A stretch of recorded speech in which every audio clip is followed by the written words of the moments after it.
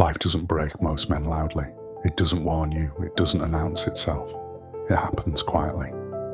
One day you wake up and realize your energy is scattered, your focus is gone, and your days feel heavy without a clear reason.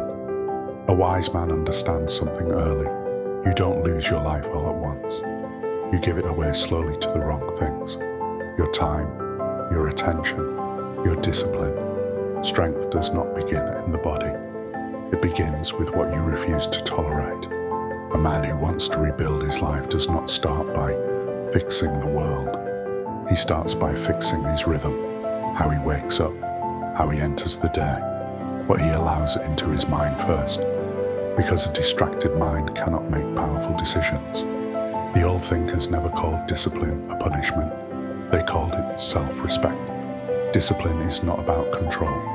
It is about alignment. When your actions match your values, your mind becomes quiet. No one is coming to save you, but this is not a threat. It is freedom. Because if no one is responsible for your life, then no one controls it except you. A strong man does not speak loudly. He speaks deliberately. He does not rush. He does not explain himself unnecessarily.